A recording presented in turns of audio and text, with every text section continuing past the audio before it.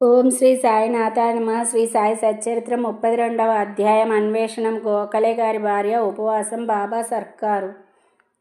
ఈ అధ్యాయంలో హేమాడ్ పంత్ రెండు విషయములను వర్ణించెను. బాబా తన గురువును అడవిలో నెట్లు కలిసెను.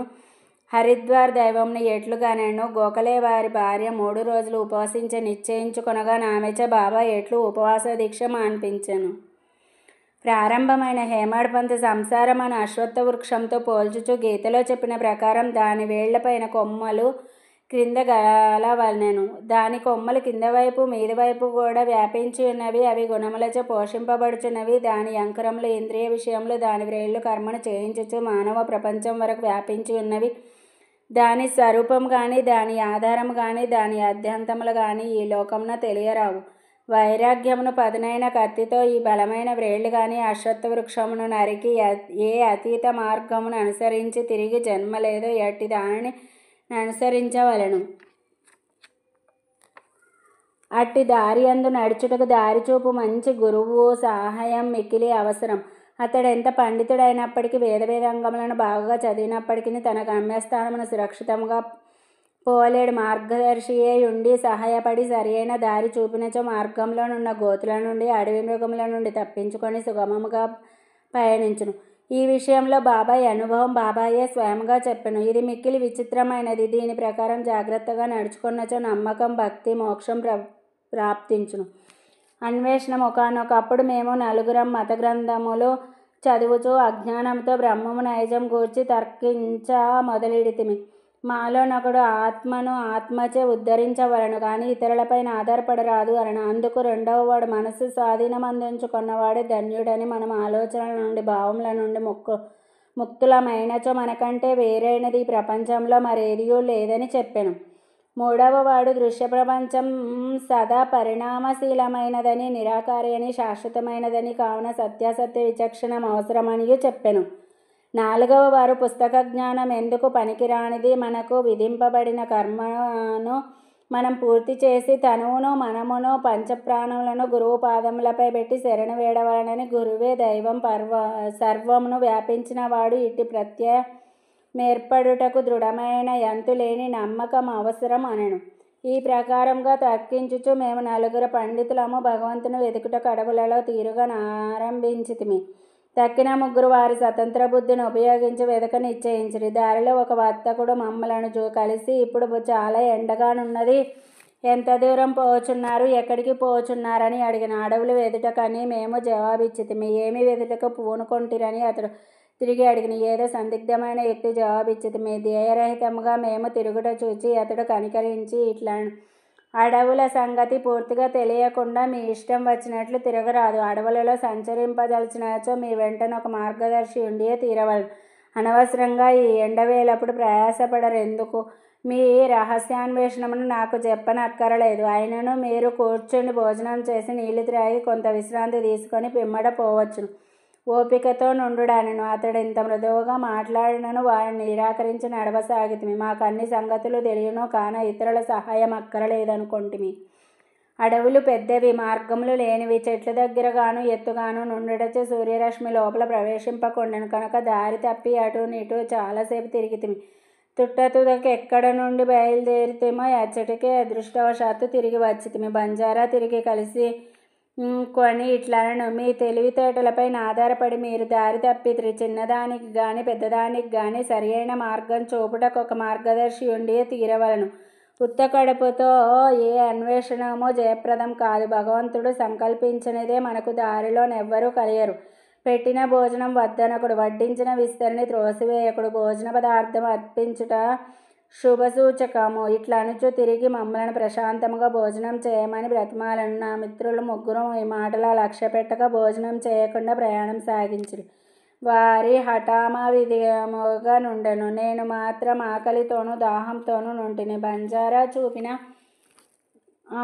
ఆ సామాన్య ప్రేమకు లొంగిపోతిని. మేమంతా తెలివైన వారమనుకొంటిమి కాని దయా దాక్షిణ్యములకు దూరమైతిమి. బంజారా చదువుకొన్నవాడు కాడు, యోగ్యతలు లేనివాడు, తక్కువ జాతివాడు కాని వాని హృదయం ప్రేమమయం. భోజనం చేయమని మమ్మల వేడని. ఈ విధముగా ఫలాపేక్ష లేకుండా ఎవరైతే ఇతరులను ప్రేమించెదరో వారు నిజంగా నాగరికులను ఎంచి వాని ఆతిథ్యమును ఆమోదించుటయే జ్ఞానమని ప్రథమ సోపానమని అనుకొంటిని. మిక్కిలి మర్యాదతో అతడు పెట్టిన భోజనం నేను తిని నీళ్లు త్రాగితిని. ఏమి ఆశ్చర్యము! వెంటనే మా గురువుగారు వచ్చి మా ఎదుట నిలిచిరి. వారడుగుటచే జరిగిన వృత్తాంతమంతయు విశదపరచితిని. అప్పుడు వారు నాతో వచ్చుటకు ఇష్టపడెదరా? మీకు కావలసినది ఏదో నేను చూపెదను. నా యందు విశ్వాసమున్న వారికే జయము కలుగును అనిరి. తక్కిన వారు వారి మాటలకు సమ్మతింపక ఎక్కడికో పోయిరి.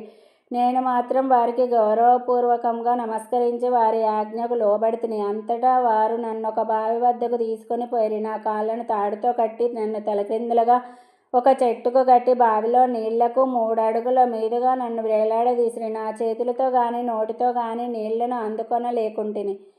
నన్ను ఈ విధంగా వేలాడగట్టి వారు ఎచ్చటికో పోయిరి. 4-5 గంటల తర్వాత వారు మరలా వచ్చి నన్ను బావిలో నుంచి బయటికి తీసి ఎట్లుంటివని అడిగిరి. ఆనందంలో మునిగి ఉంటిని. నేను పొందిన ఆనందమును నా వంటి మూర్ఖుడు ఎట్లు వర్ణించగలడు అని జవాబిచ్చితిని. దీనిని విని గురువుగారు మిక్కిలి సంతృష్టి చెందిరి. నన్ను దగ్గరకు తీసుకొని నా వీపును తమ చేతులతో తట్టి నన్ను వారి వద్ద నుంచుకొనిరి. తల్లి పక్షి పిల్ల పక్షులను జాగ్రత్తగా చూసినట్లు నన్ను వారు కాపాడిరి. నన్ను తమ బడిలో చేర్చుకొనిరి. అది చాలా అందమైన బడి. అక్కడ నేను నా తల్లిదండ్రులను మరచితిని. నా అభిమానం అంతయు తొలగెను. నాకు సులభముగా విమోచనం కలిగెను. గురువుగారి మేడను కౌగిలించుకొని వారిని తదేక దృష్టితో నెల్లప్పుడూ చూచుచుండవలని అనిపించినది. వారి ప్రతిబింబం నా కనుపాపలందు నిలువనప్పుడు నాకు కనులు లేకుండుటే మేలనిపించేది. అది అటువంటి బడి. అందులో ప్రవేశించిన వారెవరునూ రిక్తహస్తములతో బయటికి రారు. నా గురువే నాకు సమస్తముగా తోచుచుండెను. నా ఇల్లు, నా ఆస్తి, నా తల్లిదండ్రులు అంతయు వారే. నా ఇంద్రియములన్నీయు తమ తమ స్థానములు విడిచి నా కండ్లయందు కేంద్రీకృతమయ్యను. నా దృష్టి గురువునందు కేంద్రీకృతమయ్యను. నా ధ్యానమంతయు నా గురువు పైనను నిలిపితిని. నాకింకొక దానియందు స్పృహ లేకుండెను. వారిని ధ్యానము చేయునప్పుడు నా మనస్సు నా బుద్ధి స్తబ్దమగుచుండు. నిశ్శబ్దముగా వారికి నమస్కరించుచుంటిని. ఇతర పాఠశాలల్లో పూర్తిగా మరొక విధమైన దృశ్యమును కానవచ్చును. భక్తులు జ్ఞానమును సంపాదించుటకు పోయి ద్రవ్యమును, కాలమును, కష్టమును వ్యయము చేసెదరు.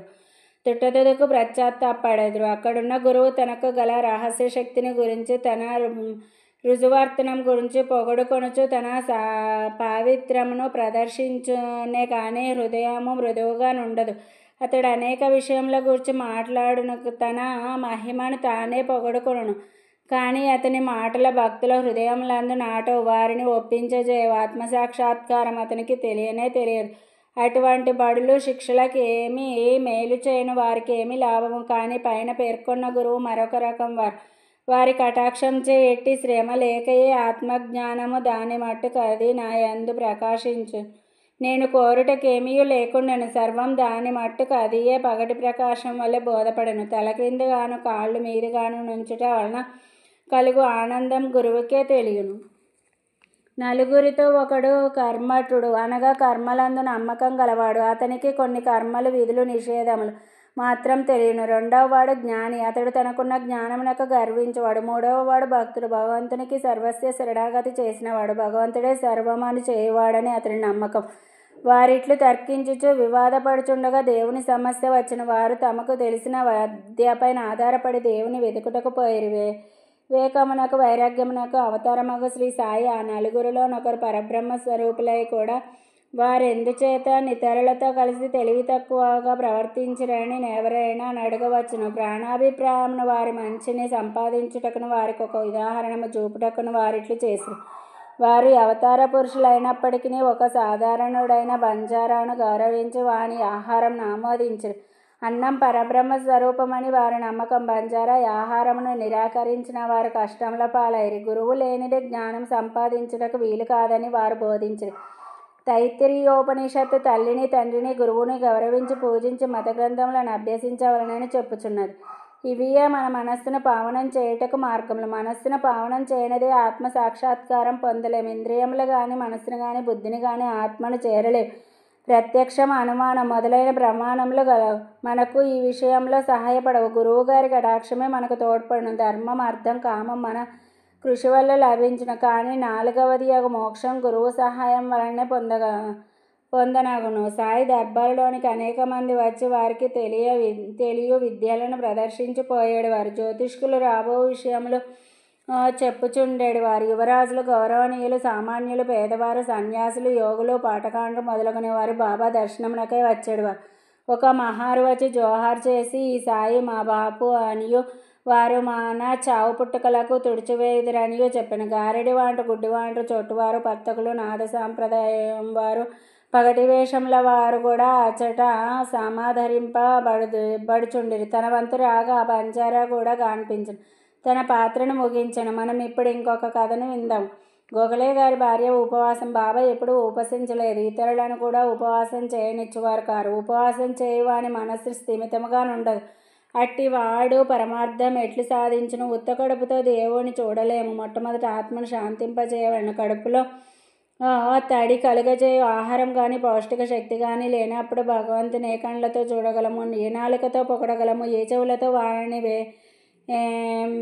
వినగలము? 1000 మన అవయవములన్నీ వాని శక్తిని అవి సంపాదించుకున్నప్పుడు, అవి మంచి స్థితిలో ఉన్నప్పుడే మనం భక్తి మొదలగు సాధనముల ఆచరించు దేవుని చేరగలం. కాబట్టి ఉపవాసం కానీ మితిమించిన భోజనం కానీ మంచిది కాదు. ఆహారంలో మితి శరీరమునకు మనసునకు కూడా మంచిది.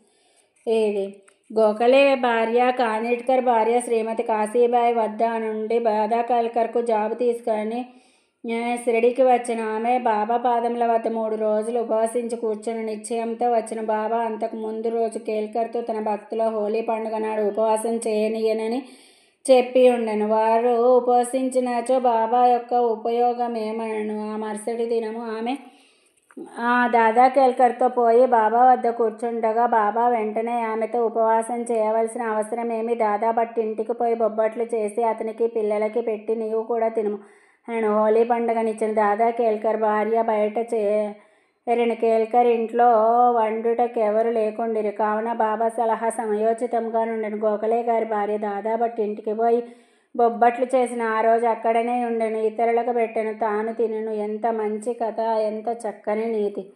బాబా సర్కారు. బాబా తన బాల్యంలో జరిగిన కథను ఈ విధంగా చెప్పాను. నా చిన్నతనంలో భుక్తి కొరకు వెదుకుచూ బీడుగా వెళ్ళితిని.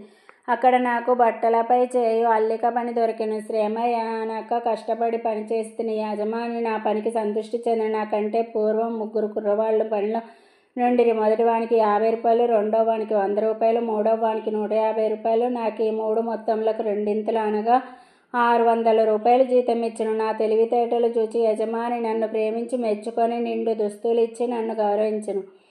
వీనిని వాడకుండా జాగ్రత్తగా దాచుకొంటిని. మానవుడిచ్చినది త్వరలో సమసిపోవును కానీ దైవమిచ్చినది శాశ్వతంగా నిలిచును. ఇంకెవరిచ్చినది దీనితో సరిపోల్చలేము.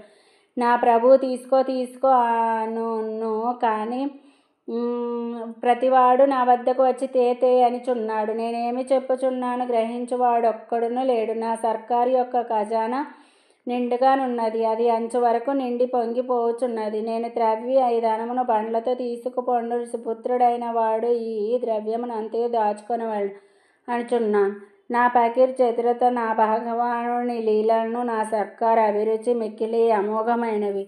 నా సంగతి ఏమి? శరీరం మట్టిలో కలియును, ఊపిరి గాలిలో కలియును. ఇటు అవకాశం తిరిగి రాదు. నేనెక్కడికో పోయేదను, ఎక్కడనో కూర్చుండెదను. మాయ నన్ను మిగుల బాధించుచున్నది. అయినప్పటికీ నా వారి కొరకు నేను ఆతురపడెదను. ఎవరైనా నేమైనా సాధన చేసినచో తగిన ఫలితం పొందెదరు. ఎవరైతే నా పలుకులను జ్ఞప్తి అందుంచుకొనెదరో వారు అమూల్యమైన ఆనందమును పొందెదరు. 32వ అధ్యాయం సంపూర్ణం. సద్గురు శ్రీ సాయినాథార్పణమస్తు. శుభం భవతు. Thanks for watching Devotional Updates channel. Please like, share and subscribe to this channel for more updates. Thank you.